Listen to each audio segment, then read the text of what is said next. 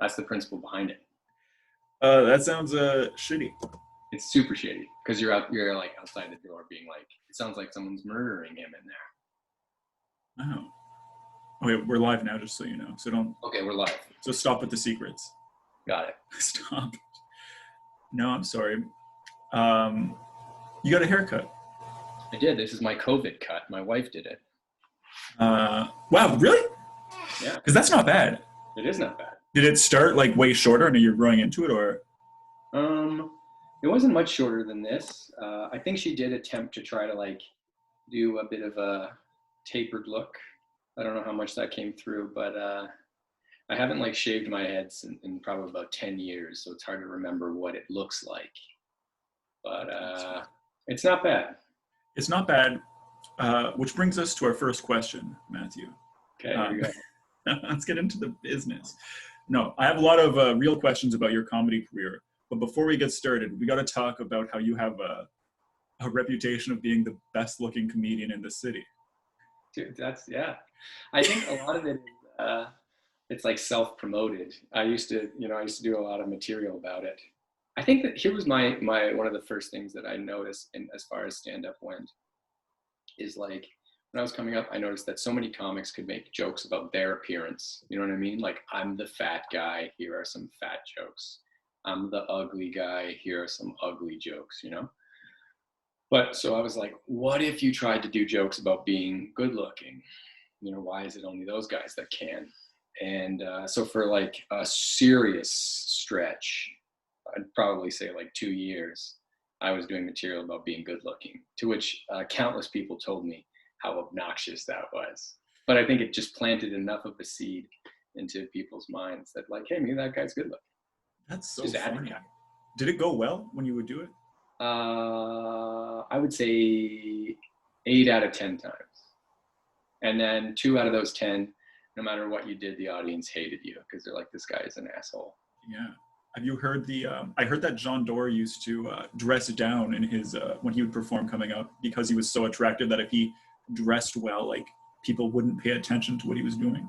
You ever do anything like that?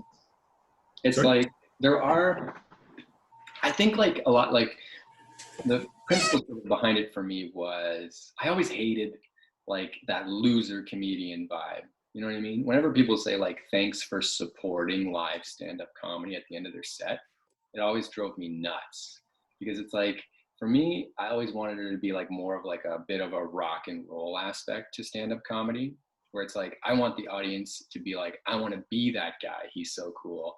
And I want like the other half of the audience to be like, I want to be with that guy. You know what I mean? Kind of like that Jaggery vibe.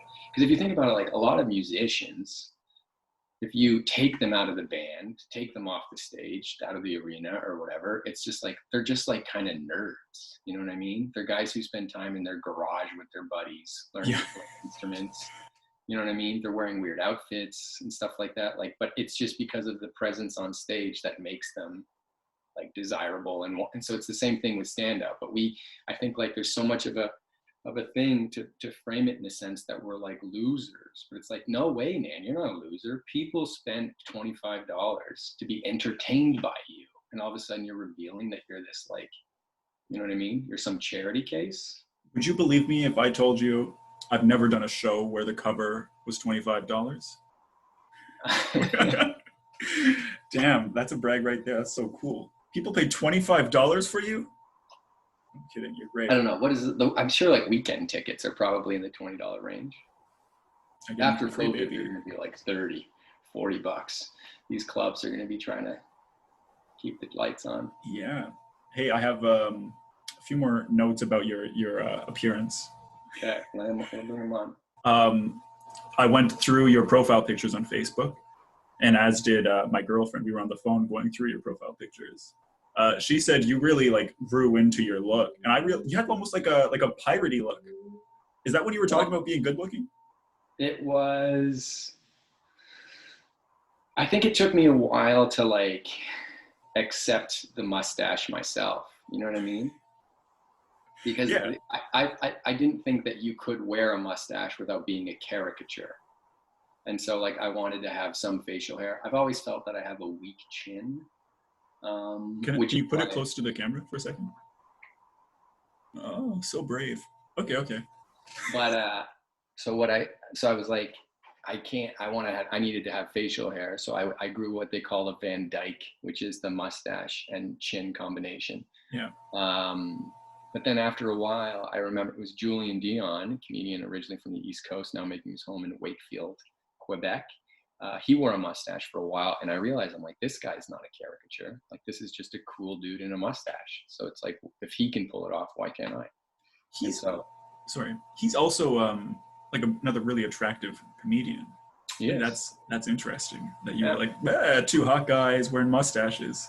yeah. Uh, you know, I think in my first or second year in comedy in like 2012, my whole family came to Absolute, and you were the feature act that night. And that was the last time that was the only time my family saw you do a stand up. And I was talking to my sister today, and I was like, hey, do you remember that handsome comedian with the joke about the turkey? And she was like, yeah. Yeah. Like, she remembered it so well. Wow, And I just thought it was so cool when she said yeah. So I thought I'd pass that to you. that's nice. I That is nice. appreciate that. When did you start doing stand up? How long has it been? Probably about, I don't know, 12, 13 years ago, something like that. You don't have the date circled on your calendar? No. So the way that it started for me was, I know I was out of school. I know it was in like probably late spring, early summer. Cause like for me, it was like a New Year's resolution. That's what I taught. Like I was obsessed with comedy and I wanted to do it. And I think that I was obsessed with it in college, like when was in university. I think that was the first place that I really like truly discovered it. I used to always watch like the Just for Laughs stuff on TV, but I think it was like once I moved into residency and there was like a shared network, like you had a shared network on your residence floor or whatever, and people could put like movies or music and stuff like that. Yeah. And so some people had put stand-up albums, and that's when I started like really voraciously like devouring as much stand-up as I could. Who were you really into when you were getting into it? Early was like, I was a huge David Cross fan. He was like, I think that when I was like in my second year, maybe first 2 years of university, I was like, this is the best stand-up comedian in the world. Because it was so different, because especially too, like, I mean, if the only thing that you were ever really exposed to was Just for Laugh galas and like comedy at Club 54, where you get people coming out doing like short sets and stuff like that in a TV friendly environment. It's like whenever you have someone like David Cross doing like listening to albums, longer form, sort of more kind of, I mean, I guess in a sense, like alternative and like a little edgier. It was super, super eye opening. I think that was like the first, he was like the first guy that I was like, oh, I want to be this guy, which maybe negatively influenced some of my early stand-up. Because you see it too, like every comic you watch that comes into a comedy club for like their first open mic, everybody's doing an impression of like another comedian. Like you can't do covers in stand-up, right? Right. But nobody learns to play the guitar by playing originals. You know what I mean? You're like, I'm gonna learn to play the guitar. I'm gonna write my own song to start. You learn by doing, like playing other people's music. And I think in stand-up, it's similar in the sense where it's like, you're not necessarily doing someone else's material, but you can watch someone and say, I know who this, like, you know what I mean? This guy's doing a cover of Mitch Hedberg. This guy's doing a cover of Dave Attell. You know what I mean? Like, yeah. Stuff. It's interesting you say Mitch Hedberg, because that's definitely what I did for the first 6.5 years, like a pretty bad impression. And I remember Christian Souza once said, like, you're in the middle of your Mitch Hedberg phase. It's okay. We all go through it. And I was like, what? This is the real me. But did you have a Mitch Hedberg phase? Because I've seen people like never. Phase. Sorry? I had a Paul F. Tompkins phase. Mustache. Which like really coincided with my like my own. It was funny because I think I realized I was really in it when I was at the Just for Laughs festival, walking around sort of like the Hyatt area where the hotel is, and I crossed him on the street.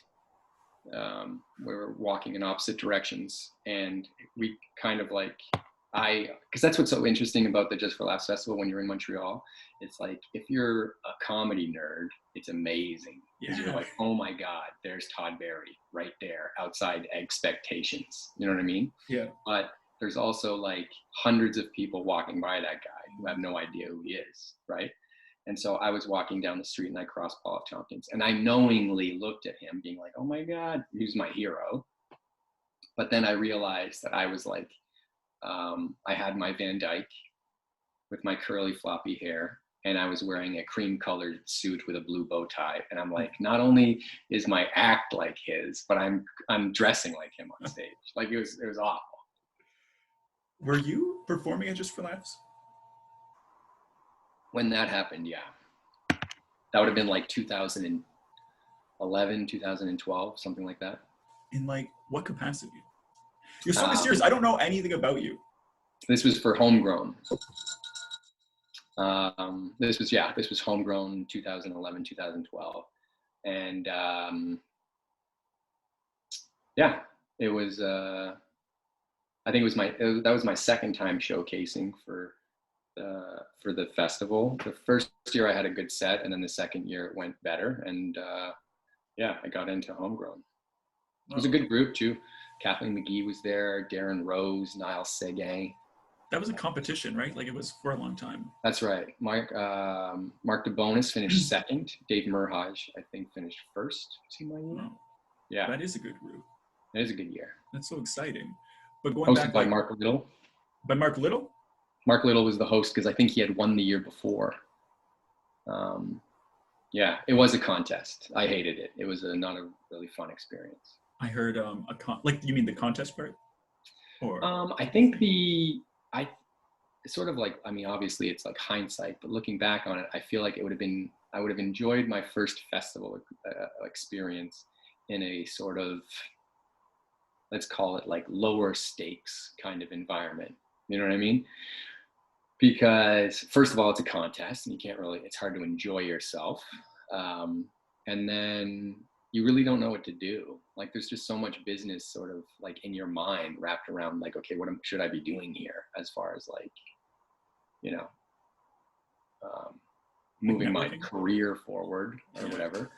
But like if if the first festival you do is like, Moncton, the Hubcap or something like that, or like Winnipeg, Halifax, it's like the stakes are a little less high. You know what I mean? You're not necessarily jockeying for position amongst other comedians to try and like get noticed in a place where, for the most part, people really only care about the American acts that are there. So it's like Homegrown for the most part back then felt like a bit of a leper colony. Like it was just the island of misfit toys where you were just kind of tucked away in the corner, just to say that, the show exists. Yeah. That sucks. I know a guy that he got to do Just for Laughs for like the Homegrown for the first time. I think it was the first year when it was no longer a competition, and he was pissed because he was like, he kills in competitions. Mm-hmm. I think that was like a crazy way. But I saw it the New Faces Canada last year. And I think it's so much cooler without the competition because that would like totally. Yeah, because if you don't win, you feel like a loser, even though it's like the highlight of your career. Absolutely. What did you do, like networking wise? Did you do anything? I would go to parties and then, but the thing is like, you don't really know what to do. I think, and I mean, the conversations I've had and the conversation that you had with sort of like David Brennan was, like that's a guy who understands the business behind stand-up better than most. And so I had absolutely no idea what to do. Like I had done some warm-up sets prior to the festival at Absolute, and headlining that weekend was Jesse Joyce, who used to play Absolute, but doesn't anymore, but has like really like grown into like one of the like staple comedy writers within like the American scene. Like I think he's written for the Oscars. He's written for all the roasts. It's like, was a writing partner of like Greg Giraldo, like super great writer, great comic, and like a super good guy. And so during the festival, at one of the parties, I was approached by this woman, and she gave me your card, and she said, hi. She's like, you're Matt Carter, right? And I was like, yeah. She's like, I saw you at the Homegrown show. She's like, I represent Jesse Joyce in LA. Because I think he had representation in like New York and like both coasts or something like that. And she was saying, she's like, I've been coming to the festival for X amount of years, and I didn't even know this show existed, but Jesse told me that while I'm here at the festival, I should come and see you. And I was like, wow, that's amazing. Yeah. And then so she, like, just the conversation of figuring out like, okay, well, what else, you know, what do you do? What do you have? And I'm like, I've got 15 solid minutes of material, and that's it, you know? Like, I think it was way too soon for me to go to something like that. That's what I was wondering, because that's a big thing of David Brennan said is like, you got to be ready for when the time comes. Like, how far along into comedy were you when you did it for at least the first time? Probably 4 years. It does feel maybe really soon. Three or 4 years. I was relatively like newish, I think, when I got it. I think I was probably the least experienced guy on that show, when the Homegrown show. Maybe DeBonis might have been like, sort of started around the same time as me, ish. Did you?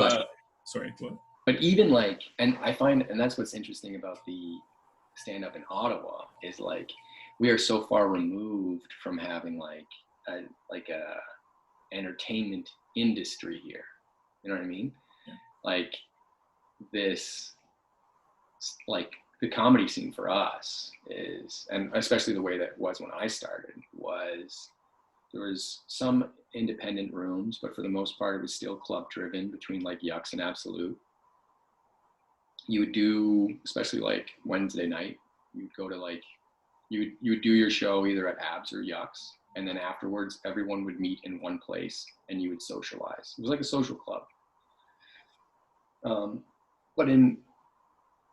the thing is like, but then when I moved to Toronto, I'd go to like these commercial auditions where you could actually make money, get these acting roles, and start a career. Like, you would look into the waiting room of these places and you would see all of these other comedians, and it sort of created this sense of like, kind of like a competition type thing. And like, even within the Toronto scene, like you could feel there is this sort of like, there's more to it there. And so there is like sort of this rivalry type thing, and like who's where, and you know what I mean? But here it doesn't necessarily matter all that much. You know, it's like way lower stakes here. There's not. I mean, I don't necessarily know if it's lower stakes, but it's just, I felt like that's what made it so hard to do stand up in Toronto, is like, I described, like, I think when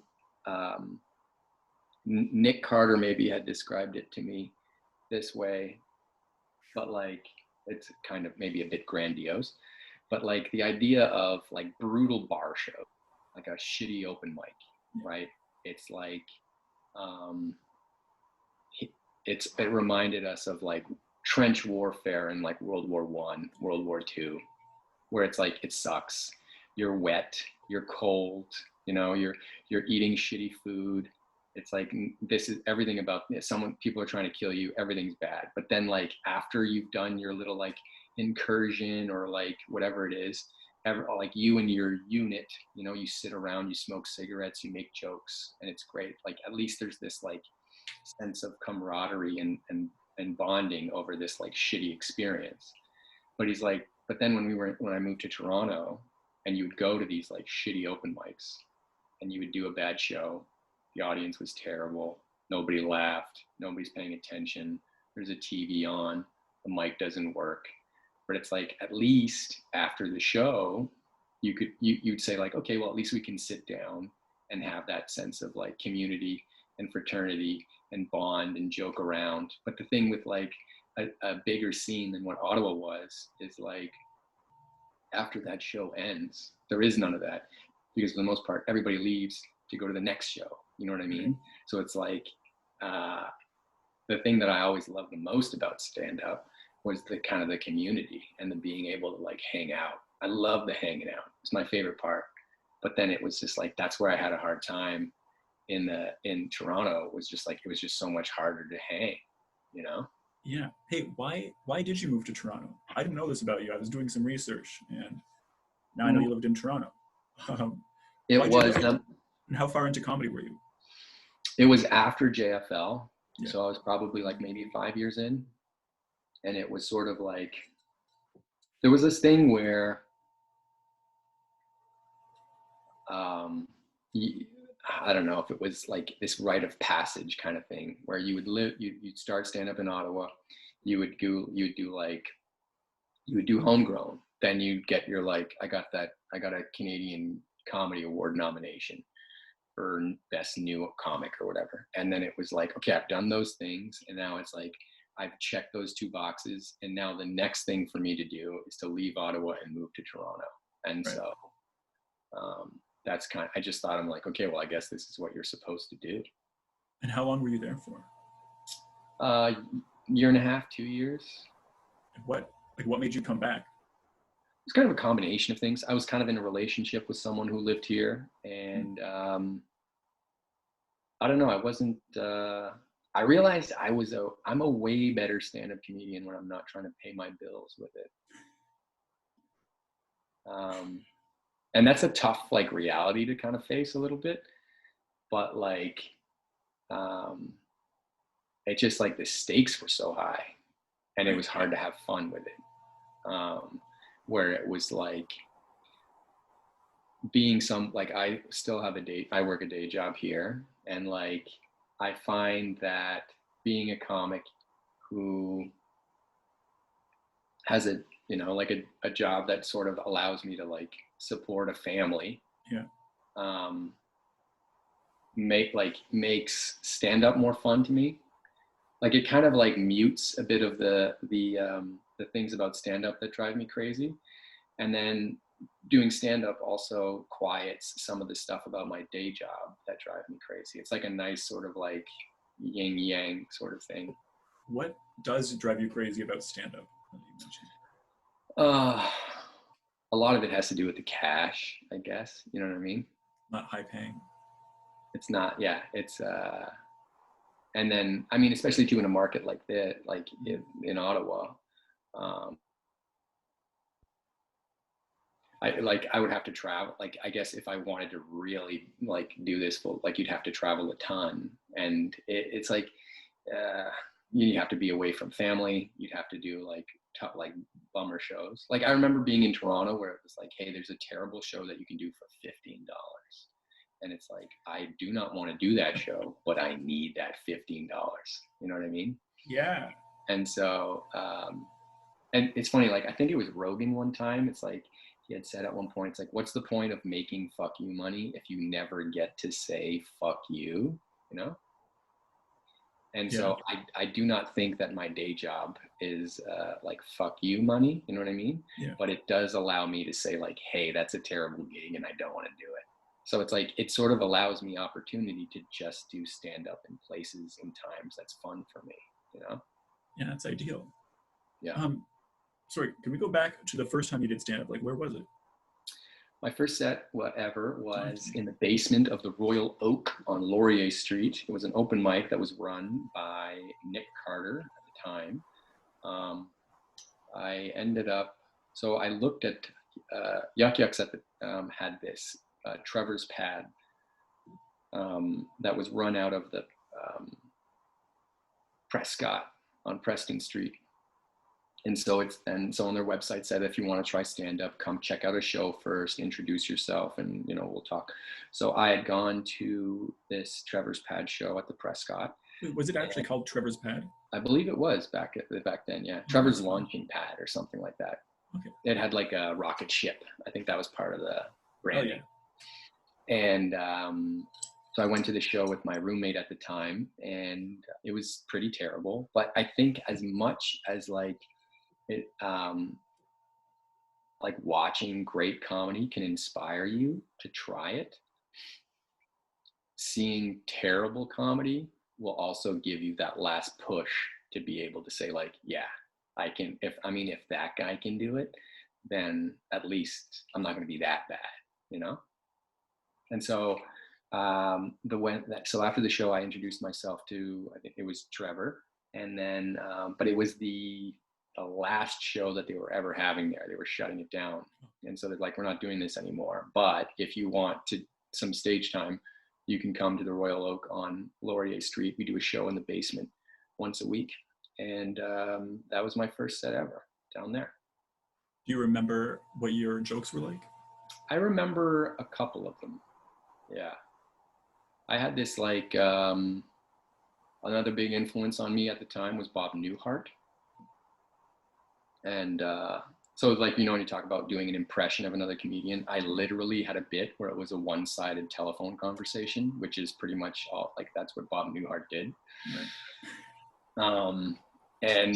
But it was, that was it was a bit where the premise of it was, I like to think that I'm a good person, right? But then given the opportunity to actually do something good for the world, I find it extremely inconvenient.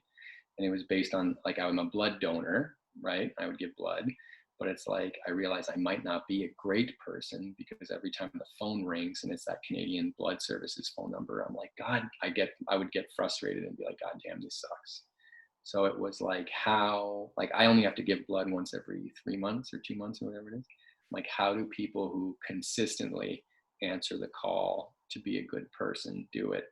And it was a one-sided telephone conversation between Batman and Commissioner Gordon, where Commissioner Gordon calls Batman to be like, hey, we need you. And he's like, God damn it, not again. Like, I don't want to come out.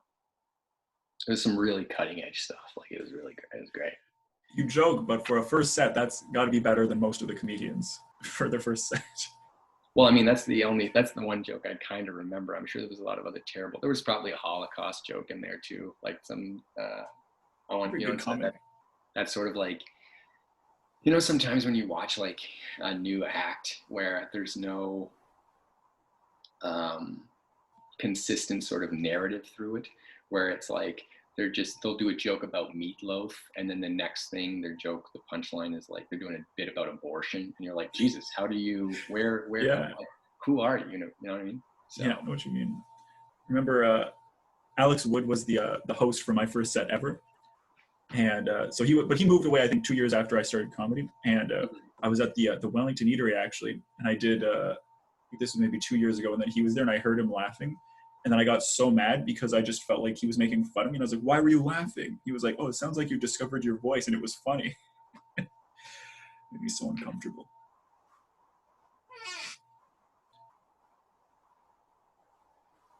Do you think I found my voice? I'm kidding. Do you remember the iChannel, like the No Kidding comedy show? I do remember that. What the hell is up with that? That was like some sort of production for, I don't know if it was like an online thing or like one of those deep channels on like. It was a deep channel, I remember. Channel. Yeah. And so they had, they were going to produce and record some live stand-up shows at a venue in Toronto. But it was funny, it was horrible because it was so bad. Oh my God. The room was so small, and by the time they fit all of the equipment in for this like multi-camera shoot, and they were trying to pull people in off the street to sit in, you could maybe sit 20 people in the room, and they managed to maybe get 11 people in the room. So it's like you're trying to record like a set for TV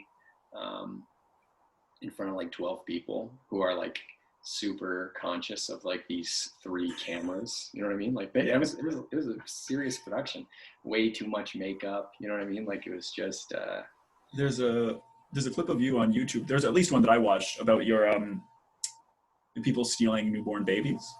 Mm-hmm. And it's crazy how it sounds exactly like there are 11 hesitant people there. Yeah. That was that before Just for Laughs? Definitely. I don't know how many people really came off looking great on their No Kidding recording, you know? I don't think many people did, but for a while it was on my bucket list. I was like, oh, that's TV. That's TV. That'll be cool. Wait, Wafik wanted to, he had a question for you. He's really impressed by your like writing style. Like you don't write one joke at a time, like you have big chunks. How do you go about doing that kind of?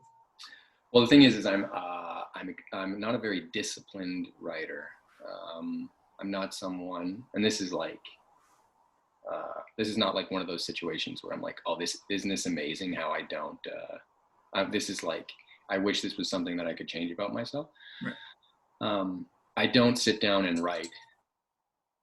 I don't have anything written down anywhere. I'll think of a thing, and then I'll be like, oh, that's interesting. And then I'll just try it on stage and then build off of that over time. But I was listening to a podcast where Gary Gulman was talking, and he said that, which was interesting to me, sometimes the idea of sitting down and being like, I want to write a new joke can be like kind of paralyzing. You know what I mean? You sit there and you stare and you're like, okay, I'm going to write a new joke about birds. And you're like, okay, what's funny about birds? And sometimes you just get nowhere with that. And so sometimes for me, like I realized I wasn't necessarily the most prolific like writer of material when it came to like new topics, you know what I mean? Like new bit over new bit over new bit. And so what he said is like, sometimes if you're having a hard time writing a new joke, why not take an old joke and figure out, is there more there? You know what I mean? And and you'll be in, and that's one of those things that and maybe it's just my writing style or my comedy style is like, I'll see a comic on stage and he'll introduce a premise. You know what I mean? Well, you'll watch a comic and it'll introduce like an interesting premise, and it'll be like set up, punch, and I'm like, man, that's such a great premise. And then by the time I've finished that thought, they're on to the next joke. You know what I mean? Like they don't take full advantage of their premise. They don't take full advantage. It's like one of those things where it's like, it'd be the equivalent of like, you know what I mean? Like let's say you're digging in your garden or whatever, and you're going, and then all of a sudden some like oil, like you pop, and then all of a sudden there's like a little bit of oil coming out. You're like, oh my God. And then what you do is you like scoop up a coffee cup worth of oil, and then you like put that in your car, and you're like, okay, that's it. But it's like, what you should do is be like, I'm going to put in all the equipment, and I'm going to like extract as much of this resource that I can. Like who knows how much there is under here. I got to find out how much oil is living underneath this flower bed. And so like, for me to see someone go on stage and do like introduce an incredible premise, hit one punchline, and then on to the next one, it's the most frustrating thing in the world, because it's like you could do. And that's the thing for me is like, I've always been interested with the idea of like, I have the setup, I know where my punchline is at the end, and now let's just move those two things apart and see how much I can put in the middle. And that's why I find it's an interesting exercise for writing, because it's like, you can pepper in so much stuff in the middle, and if it doesn't work, who cares? Because I know that there's a punchline at the end that's going to pay off. So it's like, this is the fun part. That's where you get to have fun with it. That is cool. When you see comics like that, like, are you down to talk to them afterwards? Like, do you ever go give advice to comedians? It depends on the comic, I guess. Not a stranger, though? Yeah. Unsolicited advice is tough. Yeah. Because anytime you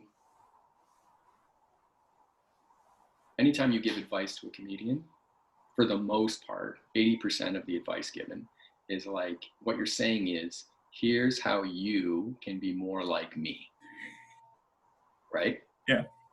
And so if someone was to say, hey, Matt, how as a comedian can I be more like you? Then that's fine. That's a situation where you could be like, oh, great, here's what I would do. But if it's a situation where you're watching someone on stage and say, and then it's like, like, this person just got, hey, come over here. Let me tell you how to be more like me. It's a dickish sort of move. Even if you're not framing it in that sense. Yeah. Even if you're not saying, hey, here's how you could be more like me. Any advice that you're giving is, for the most part, especially when it comes to the craft. Like, I guess in a situation where if you're, like, if it was, I saw somebody at an open mic that I really liked and I felt like would do well, and like, let's say in a more of a, like in clubs or something, like you could, and maybe it'd be a situation to be like, you could give someone advice to say like, you know, I think you would do well in the club, and so here's what I think that you should do as far as like more of the industry thing. You know what I mean? Come down on a Monday night, talk to whatever, Logan or Aaron and something or whatever, you know what I mean? Get on, you know, just give them more of like how to navigate within the scene. But even then it's like, maybe that comic has no interest in being like a club guy, like is completely happy with just being someone who sort of like turns over a ton of material, does a bunch of like just open mics, stays out of the clubs. And it's like, you could be a fantastic and super fulfilled comedian doing that. And so it's like, great, go do that thing. So I find sometimes it's tough with unsolicited advice. Right. I always want you to give me advice. Okay. The next time you see the opportunity to. Specifically, how could I be more like you? Like, you're known as like the most handsome comic in the city. You've done Just for Laughs. What advice would you give to somebody that's like, how can I be more like you? I think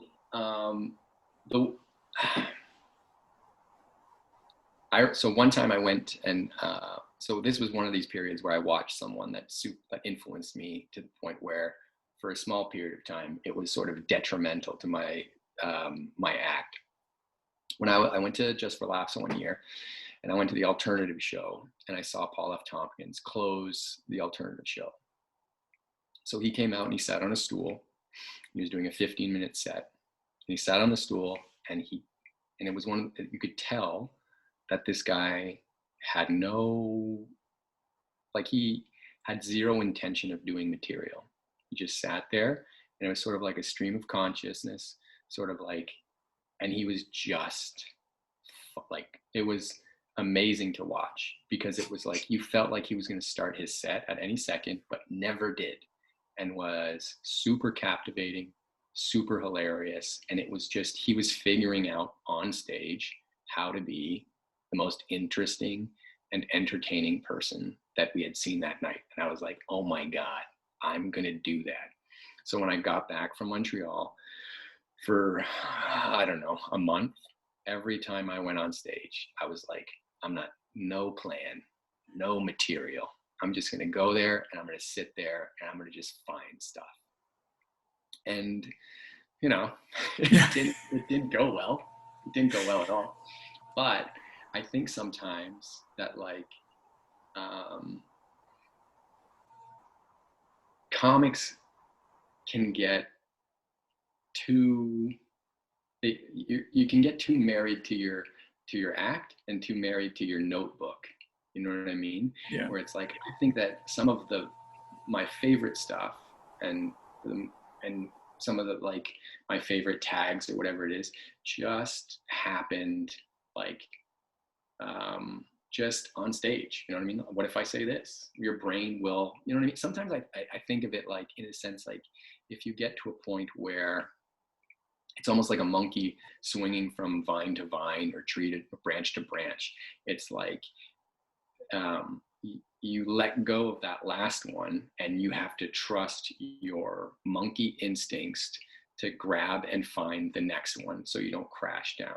So sometimes it's that thing where it's like, if you go on stage and you trust your comedic instincts, working with a framework of like, here's where I'm kind of going, but it's like you have to give yourself an opportunity and the chance to be funny, to find humor and stuff. You know what I mean?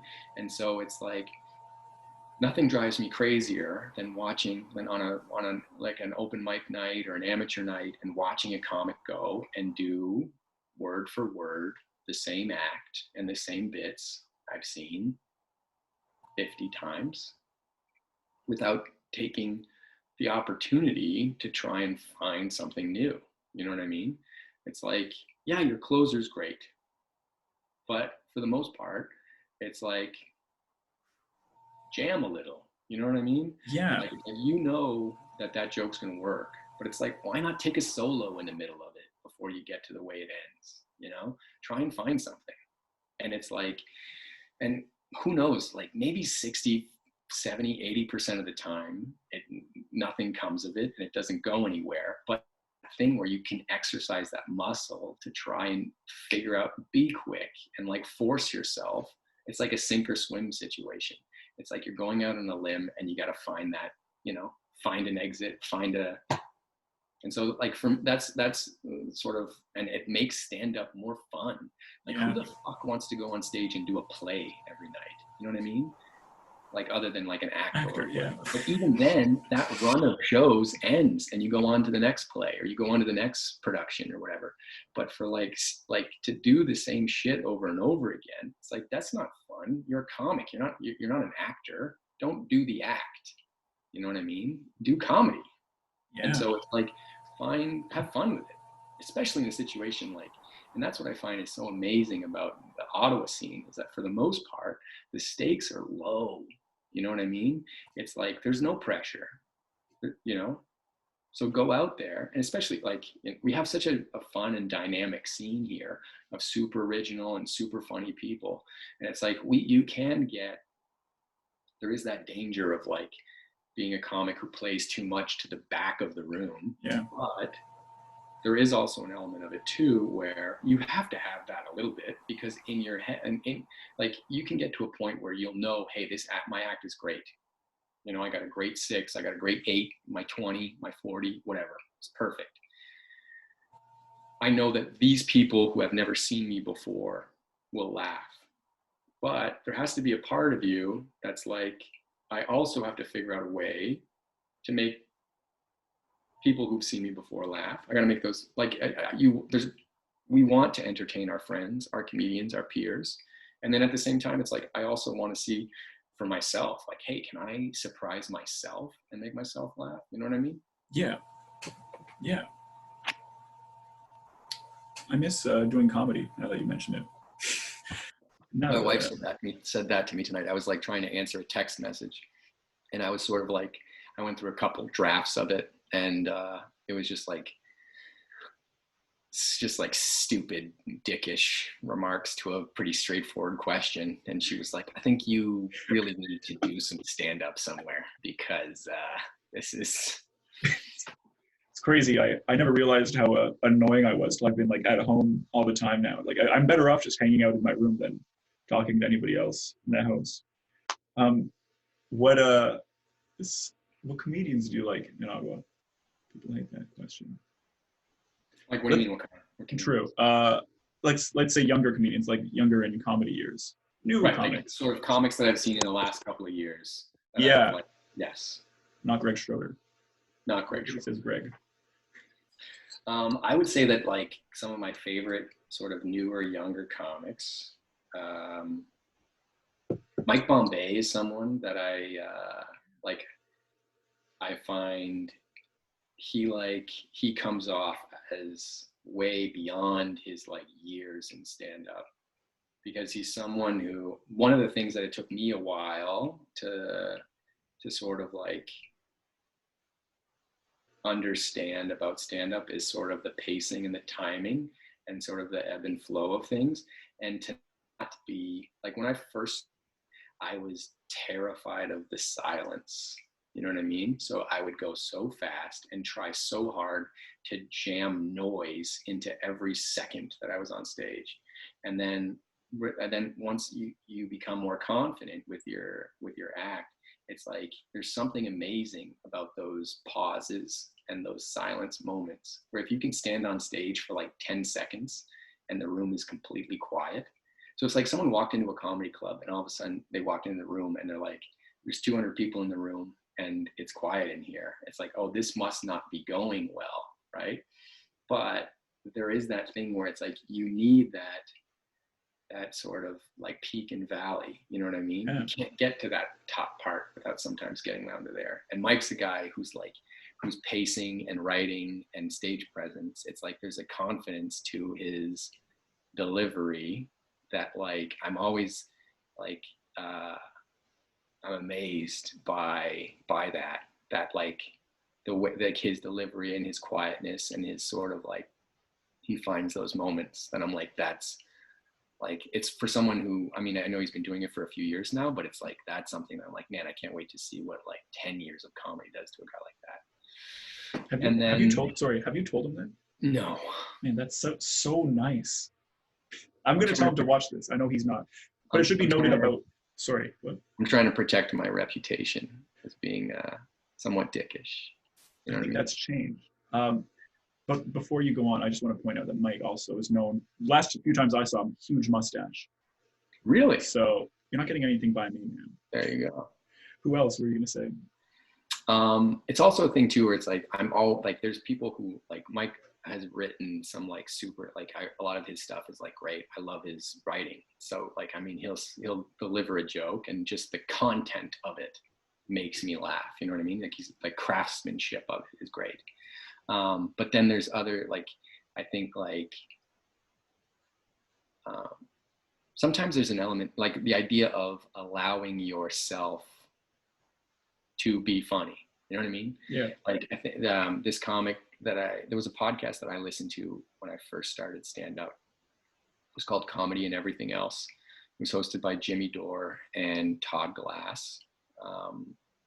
And it was like, as much as doing stand up sort of like was influential to me, like figuring out what comedy was, like this podcast was like on par with it. Like I felt like I learned so much. And like, so this guy, Jimmy Dore and Todd Glass, who for the most part, like Jimmy Dore was more of like he was kind of like political and social guy, but like a joke writer guy. But then Todd was obviously this like goofy firecracker of just like a funny person. And so, and I mean, it's sort of like, I mean, I'm sure it's been said 1,000 times before, but that was the first place that I'd ever heard someone say like, comedians don't say funny things, they say things funny. You know what I mean? Yeah. So it's like to see someone who has just got funny in their bones, where it's like, oh, that's a person who, and I always felt like Christina Muehlberger is like a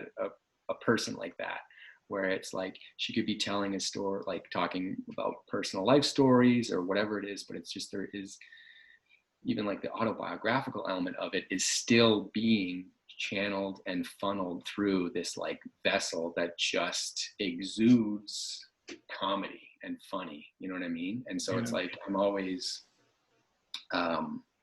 really like I it's amazing. I just love watching it. It's great. Christina's the best, but she has such a big head. I can't tell her that you said that about her. I might edit this part out after, actually. Edit it right out. I'll just do just put somebody else's name in there. David Haddad. Yeah. Baby. Christina and Mike. And here's the thing about Christina. She too has a bit of a mustache. Right. No, here's a little personal observation I've noticed about your life. I feel like you didn't hang out since I started comedy. Okay, so I started in 2012. There was a time where I felt like I never saw you around, and then a time really recently, maybe in the last year or 2, 3 years, where all of a sudden I felt like you were around more. Was that real? Or saying it out loud, I'm realizing, were you just in Toronto? No, I don't think I was in Toronto. I think there was definitely a time where I took a step back a bit from like the independent scene, you know what I mean? And so like I was performing primarily out of Abs. And I think like in the last couple of years, I had to make a more, because the thing, and I think that the reality of it is I started having less fun working just solely out of the club, because you don't necessarily like that idea of like hanging, like it wasn't the same. And so I made a conscious effort to try and spend more time in the independent rooms and sort of be around that younger kind of up and coming scene, to sort of, for one, to have more fun with it, and two, to find inspiration too, like if you're working out of a club and you're working with acts that you've seen before, and it's more, I don't know, it's more like golf buddies than artistic peers, you know what I mean? Where it's just like you're each playing your own game, pretty much what the other guy's going to shoot, so it's just like, and there is a social aspect to it too, but not necessarily in the same way that that you would in an environment like that, where it's like it's way more people, there's a sense of like community and kind of like a family dynamic to it, and it's like it's it's important. Like, I think it's super important to find that balance between like the independent scene, the open mic scene, and then also spending time in the clubs. And there was a time when I sort of had gotten away from it and I was spending too much time. What is no, have you found inspiration in the open mic community? Totally. Absolutely. Yeah. There's something about like, because the thing is like, if I'm doing a show,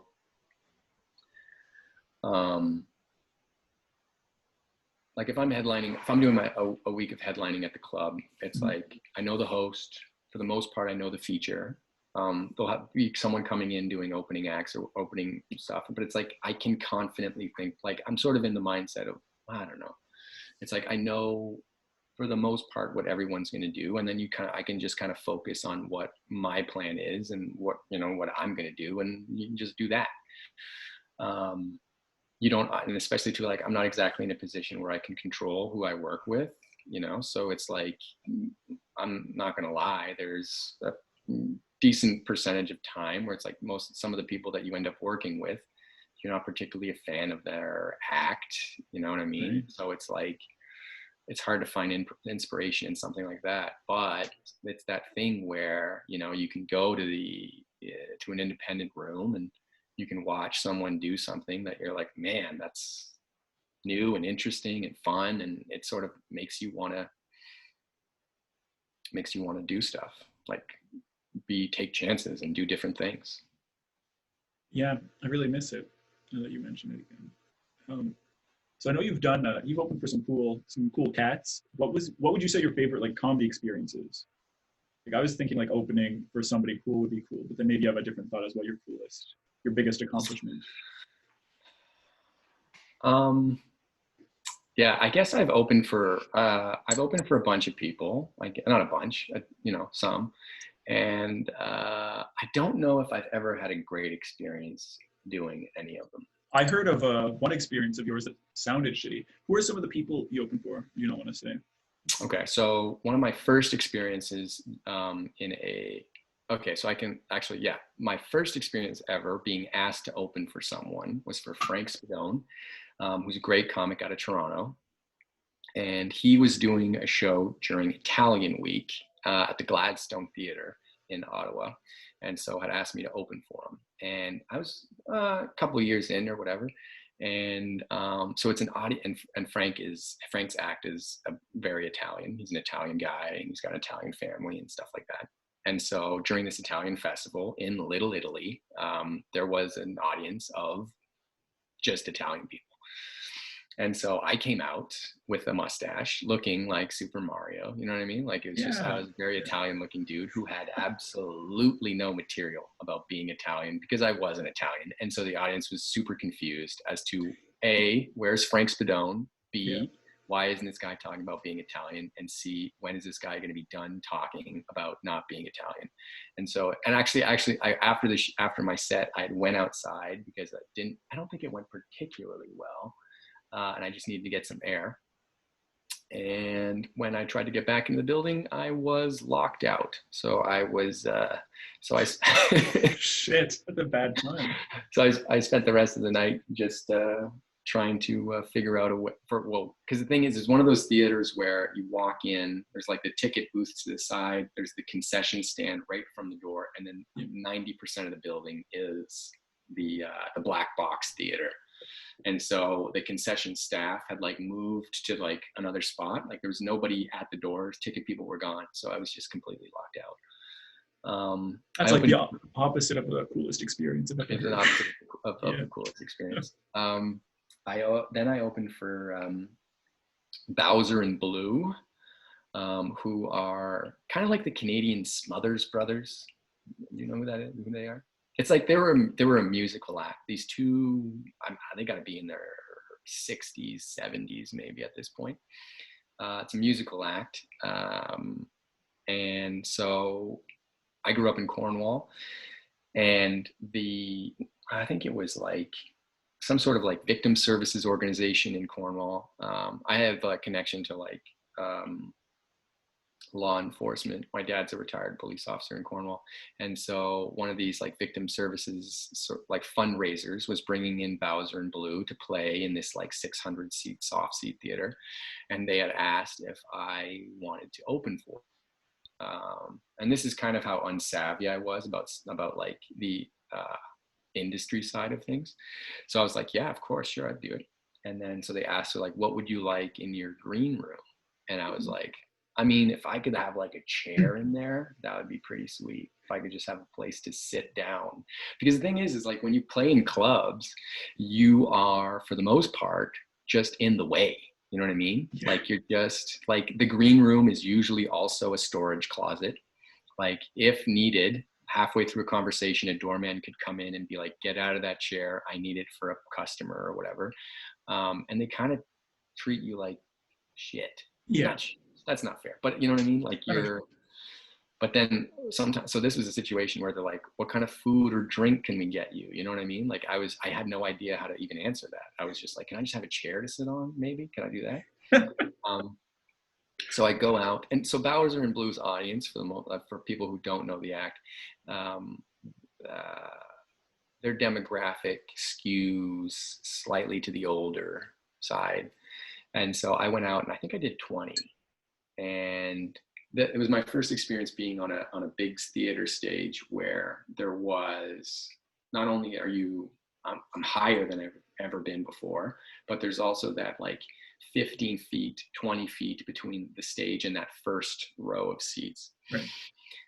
And so there's that physical distance. You lose the intimacy of like a small club. And so I'm on stage, I'm doing my act, and I got off and I was like, I feel like that went okay. I think it went pretty well because, you know, the thing is, it's a big room. The laughs can kind of get lost in the ceiling. There's a big distance, blah, blah, blah. I'm like, that went fine. But then I go into into my green room backstage area, and Bowser and Blue go on. And it took me about 8 minutes to realize that I had kind of bombed, because these guys fucking crushed. Like it was thunderous. They went on for 90 minutes. Like it was just these two old guys on stage singing songs, doing jokes, and they destroyed. And I was like, holy shit, that's different. Then my next experience was so this is so far. What's that? That's 0 for 2 and cool experiences. So yeah. Next was this is sort of like not a blot, but it's definitely one of those where it's an interesting one to have. So this was years ago. And this was another Jesse Joyce. This is how nice of a guy Jesse Joyce is. But he had someone reached out to me because Gavin McInnes, one of the founders of Vice magazine, and more notoriously, one of the founders of the Proud Boys movement, had written a book and was on a book tour up in sort of Canada and the US. And he was doing like kind of a bit of it wasn't really a stand-up show, but he was doing like a theater run where he was sort of telling stories on stage and stuff like that. And so he was looking for an opening act. So I did a couple of shows for him.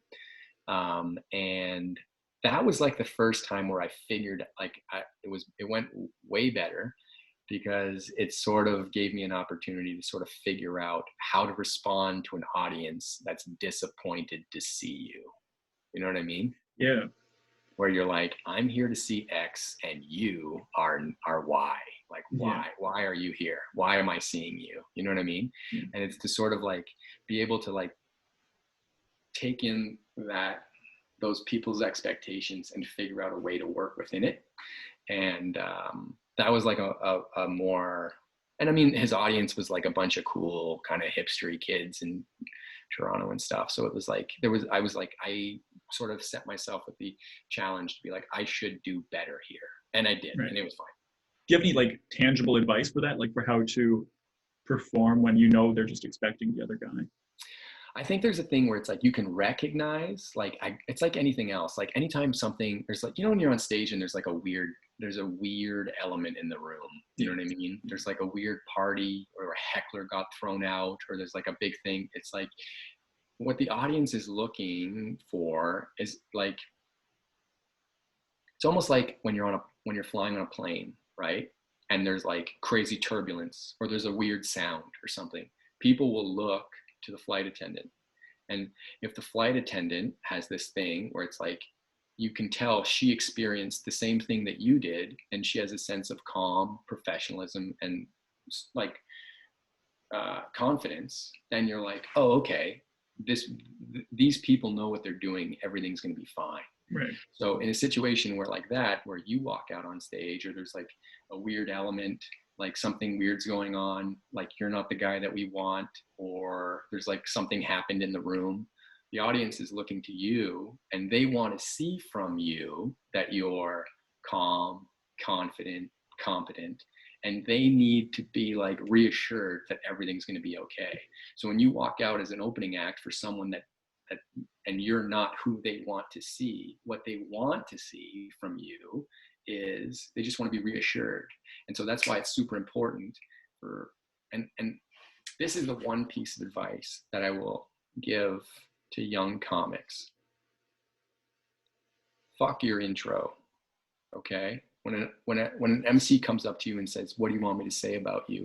And you give a laundry list of credits for them to go out. The reason why they're doing that for them is to sort of, what you're trying to do is you're trying to, the MC, what their MC is trying to do is trying to put the audience's mind at ease and get them excited to be like, hey, guess what? Your next act is so funny because they've done all of this, right? Yeah. So for me, there was a, like, when I would do sets, I don't want credit. Who gives a shit about credits? You know what I mean? Like, it doesn't matter. It's like the thing that matters the most is your first 10 seconds. That's why, like, on an open mic, amateur night, 15 comics on a show. I fucking hate seeing a comic go on stage who's sixth on the lineup and say, how about another hand for your MC? Your MC doesn't need a hand. Okay. He's already gotten one 5 times, 6 times. Okay. What you need to do, because the thing is what you're trying to do is you're trying to condition the audience to make noise, right? It's like this weird, like Pavlovian thing. You'll see it sometimes too, where you're like, how about a hand, like, you know, like you'll ask questions to get audience members to make noise. How about a hand for the MC? Yay. How about a hand for everyone you've seen tonight? Yay. How about a hand for the wait staff? How about a hand for yourselves? How about, because what you're trying to do is like, look how much applause I'm generating, and applause doesn't matter. Okay. What matters is laughs. So it's like, if you come out on stage, if you don't get a laugh in the first 10 to 15 seconds or 20, 30 seconds, it's like you have failed. And it doesn't matter how amazing your credits are on your introduction, because you didn't do the job, right? And so that's the thing, when you're being like, when you're opening for someone and the audience is sort of hostile or whatever the hell it is, it's like, it's your responsibility to instill confidence within the audience. And so it's like, you have to be funny. You have to be funny, and you have to be funny fast. You know what I mean? Yeah. So, like, I think that was some great advice. Unsolicited. 1 hour mentor. Hey, do you have time for 3 more questions? I've got so much time. My kid's still asleep. Oh, hell yeah. Okay. Then let's, Rochelle asked a question that kind of begs more questions for me, really. I'll just read word for word. Rochelle Todd. You pioneered the comedy podcast back in the day in the Ottawa scene. How has podcasting changed over the years, and what do you think it has done for comedy? How'd you pioneer it? What'd you do? I used to have a comedy podcast with a former Ottawa comic, Dave Atkinson. It was called. I lived with him for a summer. Did you really? Yeah. He. That was the only time I didn't live at home. It was cool. He'd make me sloppy joes sometimes when I felt homesick. He was like really nice. Dave and I started stand-up about the same time. We had this weird rivalry for a stretch because he very quickly became this sort of like sort of like prodigy sort of thing, like scooped up by Howard, and then I was working with Abs, and so this was at a time too where there was like, you know, you weren't getting as as many new comedians starting. And so whenever someone did show up and with some kind of showed aptitude for it, it sort of was, you know, people noticed a bit more. And so like, so he worked with Yucks, I worked with Abs. And then I, at one point I was thinking about starting a podcast, and I knew Dave had a show. And so I'd asked him if he could like teach me some of the tech side of it. And his podcasting partner was moving to Montreal for a new job. And so he'd asked if I just wanted to take over and be like his second banana. And so we did. And I think we might've done like 100 episodes. It was sort of that format of like two like staple hosts, and then we would have a guest. And, you know, we'd talk about stand up, and then we sort of had some set pieces and different bits and stuff like that. And had some fun guests. What platform was it on? It was on iTunes, iTunes, iPod, podcast, or whatever. I was on the whatever. Okay. I forgot about iTunes. Or no, I mean, you know what I mean? Like wherever you get your podcasts, the Apple thing. I just don't have Apple stuff. That's it. Oh, I think it is iTunes. It is iTunes. Yeah. We had conned our way into getting Mark Maron to be a guest on our show. Fuck. In the flesh or like over the phone? In the flesh. Was that cool? He was friends with Julian Dion. This was, I think, Julian lived in New York City around the same time that Mark was still living in Queens before he moved back to Los Angeles. And Mark was coming up to play Toronto. He was doing, I think, 4 shows at Yucks downtown. And so Julian had reached out and told him, he's like, hey, I have some friends have a podcast. And I mean, this was at that time when WTF wasn't this like monolith, you know what I mean? Like It was still relatively new. And so I think he looked at it in a sense where it's like, oh, maybe if I don't know if we had misrepresented how popular our show was, but he thought it's like, oh, maybe we can do a little cross promotion here, you know? Oh, like he legitimately thought that? I don't want to, I didn't ask, you know what I mean? I think he did ask how many downloads we get an episode. I think Dave might've lied a little bit. This was so early though, that I think he did not know to ask more questions, you know? So we took advantage. Oh, that's really cool. That's really funny. I love like lying. Lying is so funny. Yeah, it's great. Really it raises the stakes on stuff a little bit. It does so much. Makes it exciting. Shit. Okay. And the other part of her question was, has podcasting changed over the years, and do you think it has done anything for comedy? Do you think about that, like locally, there's been any change or anything? I think it's like, the way that I look at it sometimes is like, I think podcasting, when it first came out, maybe it was almost like, you can compare it sort of to the microbrewery game right now. There's a million microbrews. Everybody's making beer. Right. But it's like, eventually the market will just whittle some away, you know? And I think it's gotten to a point now where there are these like huge multi-million-dollar empire kind of podcasting, and then there's some smaller sort of niche ones. And like, so the idea of something like this, where, you know, you're interviewing sort of like marginal local acts, but what it does and some superstars. There you go. But it creates this sort of like, it's a bit of a niche, you know what I mean? Like this show could be the like carrot flavored ale, you know what I mean? Fuck you. That sounds terrible. But for some people, and the thing is like because the thing is there's not going to be a million people out there that care what a guy like me has to say about stand-up. But for like a scene like Ottawa, who, you know, we're all invested in and living in, and maybe not necessarily have the opportunity to like have conversations like this with people, then it's like there are people who would be interested in this. And so I think sometimes it's like you do get these like huge shows, but I think there still is definitely a space for stuff like this. And for me too, like, I mean, like I was saying with comedy and everything else, it was like hugely influential to me as far as stand-up went. That's right. And it's like, sorry, because of where we live, access to like A-list stand-up comics, and to be able to ask them questions and find out about their process. It's not necessarily available to us, you know. But then to be able to download a podcast where, you know, you're Jim Gaffigan or Doug Benson or Gary Gulman or whatever sits and talks with a guy for 2 hours about stand up. And it's not always going to be like, you know, about but it's just the idea of like listening and taking it in. It's just like, it's invaluable. You can't. It's crazy. You know, David Haddad, yeah? I don't think so. Is that real? No, I'm fucking around. Oh my God. I was going to call him and tell him, don't watch this. Jesus. No, but he got into comedy. I think I was 5 years in. Like, we went to school together, and he would just always talk to me that he listens to comedy podcasts. I hadn't listened to one podcast before I met him, but by the time he started, his first set was so much better than anything I'd ever done on stage. Like, you could really get the grasp of a lot of things. Like, I mean, there's certain things you can't really just learn. Right. But shit, podcasts really work. Mm-hmm.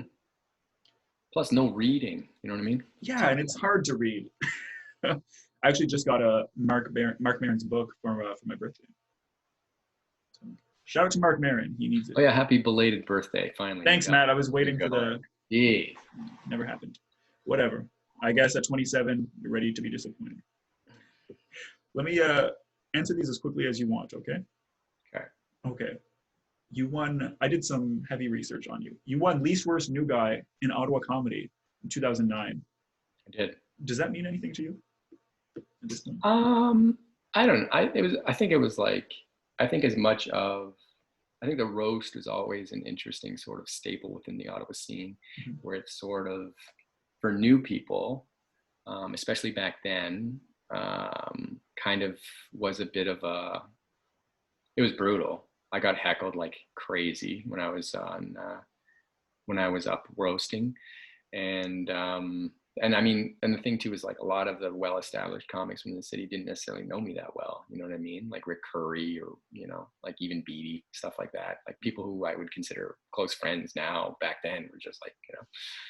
But it did mean something, because it felt like I'm like, oh, all I wanted was to feel a sense of acceptance within the scene. And I think that because it's funny when you think about the roast. It's rare that people will walk away from a roast with hurt feelings over something that was said about them. But I have seen situations where people have walked away from the roast with hurt feelings because nothing was said about them. Yeah. You know what I mean? Absolutely. I remember, I think it was the roast after a bunch of us got banned from Absolute.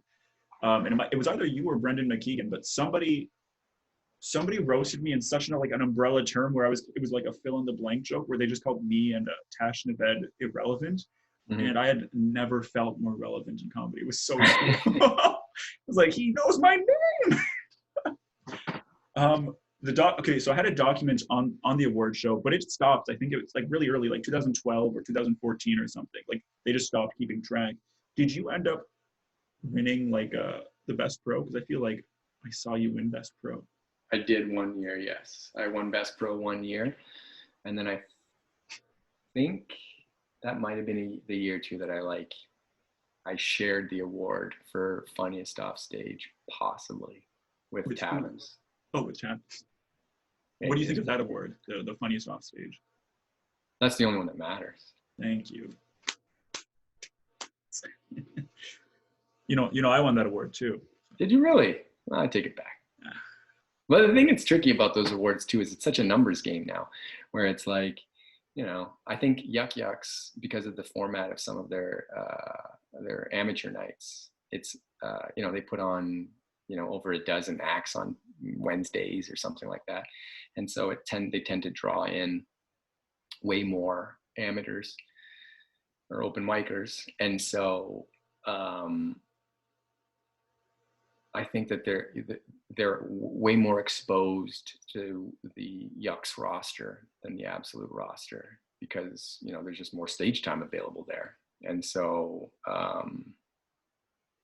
like I think that I don't go to Yucks, I don't play Yucks, and so it's like one of those situations where it's like, oh, there's a lot of people within the scene that I don't necessarily know, you know. Right. And so that's. Are you trying to say I didn't deserve my gold medal? That's exactly what I'm saying. If people were hanging out at Absolute and seeing how funny I am in the green room, I mean, come on. That's a challenge I'll accept. I kill in the green room, baby. Oof. Let's The best intro I've ever seen was for David Acker, who's the owner of the Comedy Nest in Montreal. And he was brought up on stage once where it goes, your next act, ladies and gentlemen, peaked 5 minutes ago in the green room. Please welcome to the stage. Because he is by far, hands down, the most entertaining person like in the green room I have ever met in my entire life. Acker? David Acker, yeah. Does magic tricks. He's super funny. Like it's just amazing. He's like, he's quick, but he's engaging. You know what I mean? You know, sometimes it's super annoying whenever you're in there with someone who's just on. Yeah. You know what I mean? But then to have someone who is kind of collaborative and kind of giving and taking, and then he's doing fucking close-up magic, it's just, you're like, all right, I quit. You win. Could you get me in touch with him? No. Okay. Let's end with two hypotheticals, okay? Okay. Have you watched these before? Are you a Wham boy? I've watched a couple of these, yeah. I turned off the Chris Lock one. I think I wanted to watch that one less than he wanted to be on it. As far as that's. I don't think any feeling is stronger than Chris Lock not wanting to be a part of that. Was he doing community service or something? I don't know. Did he have a DUI he was working off? I don't know what that was. It's still very sensitive to me. What did you think of the whole thing? Let's talk about that instead, because it really hurt me for a bit. Here's the thing. Wow. And I mean, I guess that's what's tricky about the dynamic of a show like this, where it's like your personality is ish, like you have a bit of a you have a bit of a ball bustery dynamic. You know what I mean? You can be like kind of stone faced and also say like kind of dicky things, right? Which is great as an interviewer, but you kind of have to play off of that dynamic. So I think sometimes when I watch some of the stuff that you do, it's like you have these like set questions where it's like, when did you start stand up? Talk to me about your first experiences and stuff. It's like, think that you could potentially, because you are engaging, and it's like, I don't want anyone to think that I'm making this comparison, but it's like, there's a Sternish, like Howard Stern equality, where it's like you could potentially get away with asking more challenging questions and then being able to like soften them a bit with sort of the playfulness of your personality. So sometimes I mean, hey, and people are always interested to like talk, to find out like, hey, how did you start, or when did you start, or what were you like when you started? But the thing is for 90% of the comedians, those answers are always going to be somewhat the same. You know what I mean? Yeah. It's like, it's almost like if you were interviewing Usain Bolt, and you'd be like, when did you start running? You know what I mean? Tell me about your, like that. Yeah. When did you know you were a good runner? When did you know you were a good runner? Talk to me about your first run. You know, well, I was 3 and blah, blah. So the thing is like, I think that and I mean, hey, when I did the podcast with Dave, like it took us a while to sort of get away from that, like those set pieces of the comedy podcast, where it's like, you can ask those questions and it's interesting to find out about people's processes. But the thing is like, the autobiographical stuff about their stand-up career doesn't necessarily matter. Their autobiographical stuff about personal that might like talk, like sort of frame why they became comics, or you know what I mean, what was your childhood like, or whatever, you know what I mean? Yeah. But the idea of like, or your process as an established comedian now matters way more than where you are in the beginning. So I think that like, and I mean, maybe maybe it would be difficult with a guy like Chris to even to be able to find that dynamic. But I think with comics that you know, and like, but I think you probably are someone who could potentially ask some like trickier questions and find out if you can get a little bit more. And if it's one of those situations where you've tested those waters and it doesn't necessarily work, it's like your personality and your dynamic would be able to sort of like pull it back and save it, you know? Yeah. How does that make you feel? This is going to be the last time I interview a comedian live on Facebook. No, I'm kidding. But it does make me want to scrap my two fun hypotheticals, even though they are very fun. But I'm curious, like if I were to ask you a challenging question, like what would you ask you if you could ask you? You know what I mean? Like what's something challenging to get me started in the right direction? I don't know. I think sometimes it'd be interesting to make someone like try to coax out of someone maybe like something that they might not necessarily want to talk about, you know, or that you don't necessarily know about, or might be interesting, you know. I don't know. Like Okay. if I had a fight with someone or something, like, oh, what's that about? Or what are your thoughts on the Canadian industry or something, like, you know what I mean? Like even the idea of like, I guess in a sense, you know, for someone who like, I didn't particularly have a great experience with Just for Laughs, but it's like, if you were someone like, you know what I mean? Like we talked about that, and it's like, maybe you can delve into that and make someone say something that they might regret.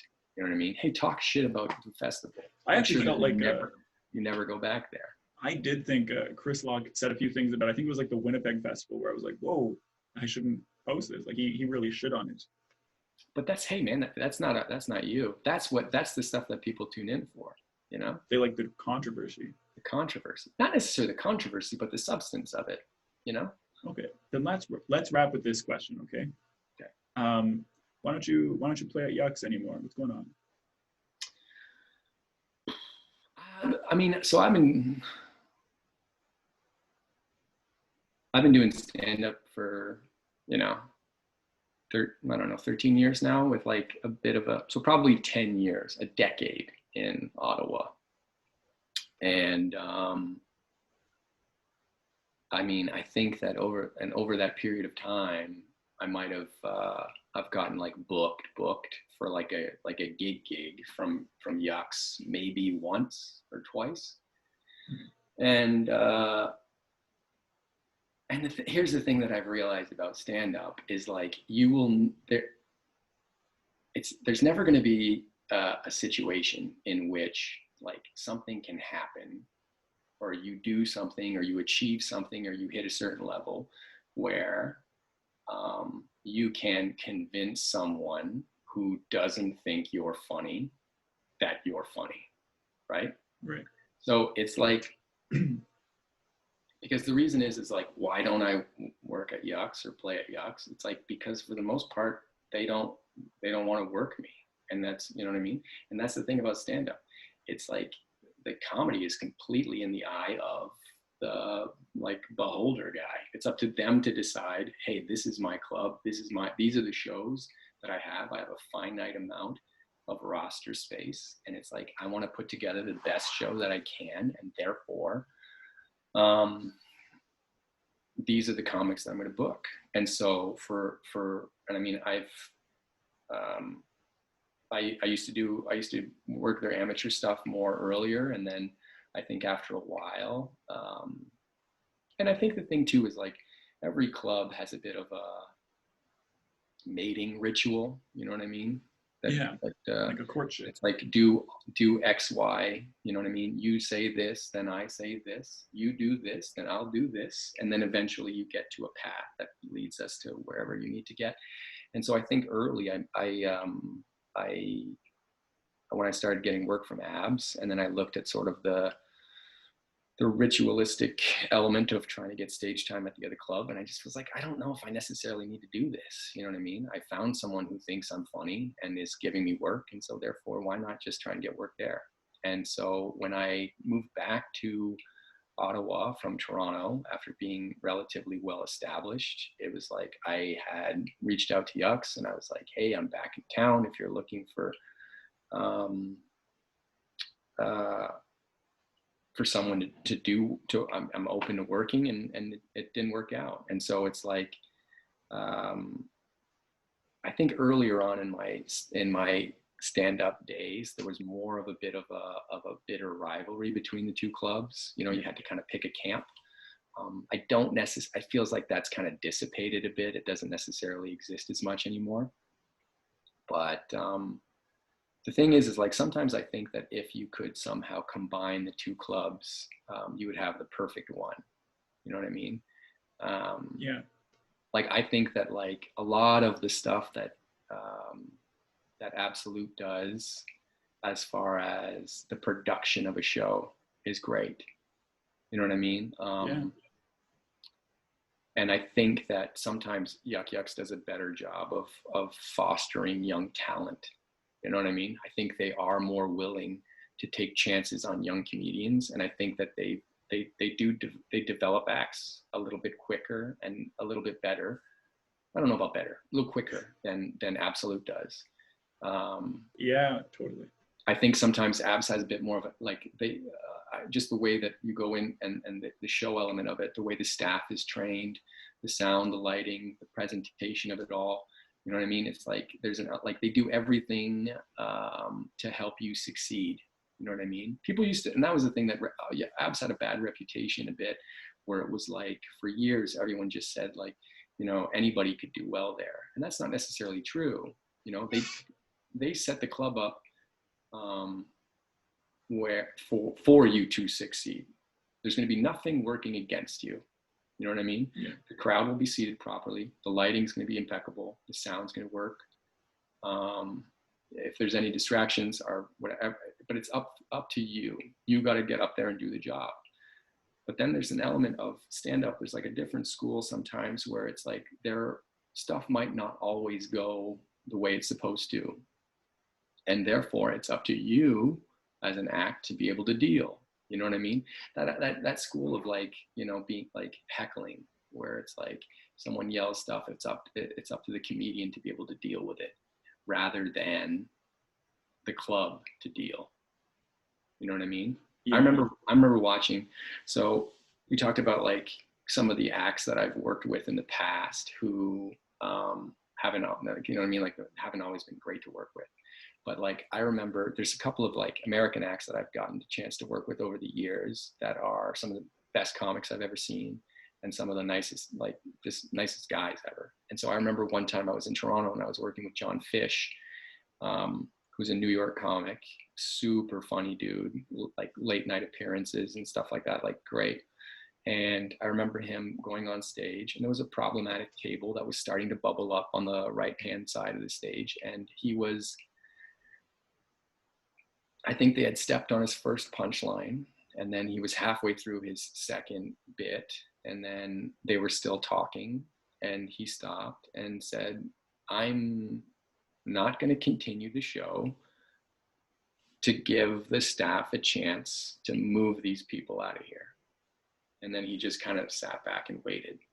And then the door people were sort of like, what the fuck? And then John goes into the mic and he says, "Does anybody work here?"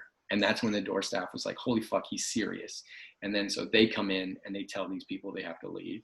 And it was awkward and frustrating, and it was weird, you know what I mean? But they got them out. And then once that happened, John restarted and realized it's like, rather than fight this for 40 minutes, you know what I mean? Or 20 minutes or however long it takes to give them their 3 strikes to get them the fuck out, I'm just going to nip it in the bud. Club's going to take care of it, and then I'm going to have a good show, right? But then there's a certain school of thought that in situations where you have problematic tables like that the onus, for the most part, it's up to the comic to deal with it. And I don't necessarily agree that that's the thing. You know what I mean? Like so it's like there's 2 different schools of how things work. And I just always, I kind of came up in the Abs school, and I just appreciate the way they did. The last experience I had at Yuck Yucks there was, it was kind of one of those situations where it's just like, I don't want to work here anymore. Like I had gone in on a Sunday for Trevor's Pad to close out a show, and I felt like some of the wait staff was a bit disrespectful. And then during my set, and then I had a conversation with the guy about it after the show ended, and it kind of got heated. And some of the club staff who are comedians, you know what I mean, and who sided with the server who had been disrespectful. And so for me, I'm like, that I can't, you know what I mean? It's like, I can't work in a situation like this. It's hard to, you know what I mean? Like if we're not, we can't necessarily, we're not the same language at this point. So it's like, it just it won't work. It doesn't work. Do you think some of the resentment is from you just coming up at Absolute earlier on? Like, do you think there's just some, like, just I don't old know. Maybe beefs? it's like, maybe it was this thing where, yeah, who knows? Where it's like, early on starting there, it's like but the thing too is like, I think sometimes it's hard for certain people to change their perception of an act when you've Yeah, seen them start at the beginning. You know what I mean? Like it's absolutely. hard for you to see their set now versus that first set you saw. And so even like with abs, it took me a long time to eventually start headlining for them, because I think that for the most part, like it's hard for Jay to see you as anything other than that like opening act or that middle act. And it's like, it's hard for him to sort, you know what I mean? Yeah, I heard So you'll always be an open micer in your own hometown. yeah, They've just seen you at your worst. it's tough. So it's just like that thing where, I mean, who knows what it is, but it's like, it's a situation where the Yucks Club's it's an institution. Like it's been here for fucking decades, and it's fostered so many great comics and developed so many great acts. And like a lot of like my friends play there and have fun there and succeed there. And that's great. But it's just that thing where it's almost like, you know, it's almost like, it's like sports. It's like, it's a general manager of a baseball team who has to put together a roster and or a lineup and figure out, you know, it's like, who do I want on my team? And so if somebody doesn't think you're good or doesn't want to play you, it's like, hey man, it's your team. So So if you were the general manager of your own worldwide tour, you could have any comics from across the world, living or dead, who would you have on it? it's a great question. Thank you. I think I just came up with it. I think like my experience, they like, so I remember, so I worked with, I opened for Chris D'Elia a couple of years ago at the at a theater show here in Ottawa, and that was not a great experience. Like my sets, I had a great time on stage. I felt like I was like, wow, I was like good, but it just the dynamic of trying to work with someone who's famous when you're not is not always super fun. So Right. like for me, as much as like I would want to book a show for like the hang time, you know what I mean? People that I love to watch on stage, but are also like super fun to hang out with. And so like I would like Jordan Foisey is probably my favorite comic in the country. Um, he's like I watch him and I get so jealous of it's crippling sometimes where like you'll see acts sometimes where you'll watch them and you'll be like, oh man, I want to go home and I want to write, I want to get better at this. Yeah. And then you'll see certain acts every once in a while, you'll be like, I quit, like I'll never be able to do that, you know. Yeah. And Jordan's a guy who I've watched and I've had like a couple of those times where I go like, okay, I quit, I don't think this guy, I win. Steph Tolov is another person that I find is like super fun and funny to work with and like hilarious on stage. And yeah, so it's just like someone that it's like putting together a show where you can't decide if you want to hang out in the green room with the acts that aren't on stage or be in the room and watch someone just to see what they're gonna do. Yeah. And some local guy. Could it be me? Sure. I can only do 5 minutes. Okay, that's great. That's all we need. Maybe 4. Okay. I think that's about it for us, Matt. Okay. Well, hey, why haven't you done a comedy album? I did record a comedy album. I'm sorry. I haven't released it yet. Okay, I take it back then. Good. I'm in the. I'm just trying to put together my track list, and I was planning on putting together like a release show with like a thing where you, but that because that's not happening. I might just. I don't know how it's going to roll out because who knows when we're going to have live stand-up shows again. But it's going to be called Northbound Baby. It's recorded. It's it's a question. It's got to be mastered or something like that, and it'll be hopefully out soon. Well, hey, why Northbound Baby? It's a line in one of my jokes, and my wife thought that it would make for a cool title, and so I was like, yeah, I like that. So Northbound Baby. Okay.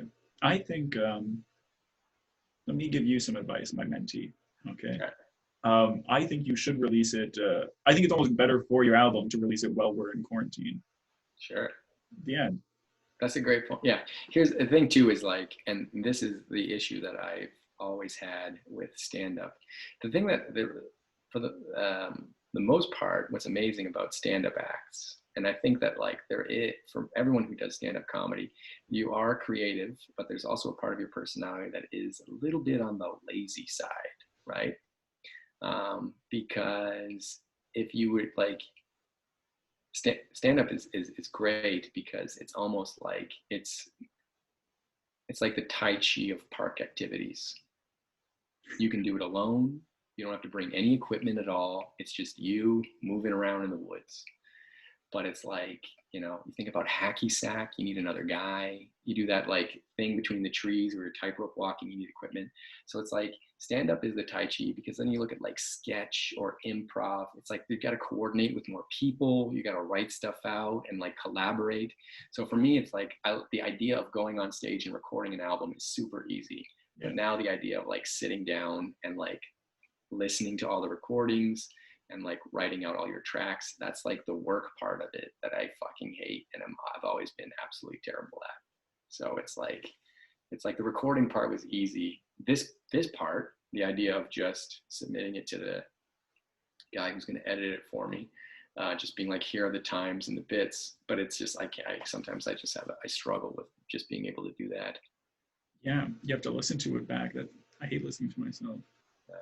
I'd like to listen to you. Well, it'll be out soon. Now I'm motivated. Good. Yeah, you've just told the world. You've told all 4. No, I'm kidding. I can't see who's watching. Let me know when you release it, okay? I'll make sure it gets around. You'll plug it? I'll plug it, baby. I'll plug it on this. We'll have you back. This interview with who's your next guest? Rochelle Ellie.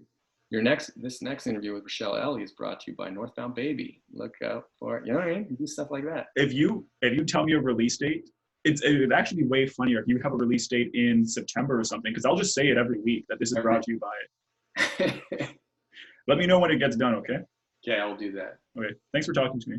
Andrew, this has been an absolute pleasure. You too. Good night. Say hello to your baby for me. I will. He's still asleep. You want to see? Kind of, yeah. Aww. Yeah. What's your baby's name? His name is Henrik. Henrik? Henrik. It's German as hell. It's very German. Not German at all. All right, bye, Andrew. Bye, Matthew. Happy birthday again. Thank you. Love you.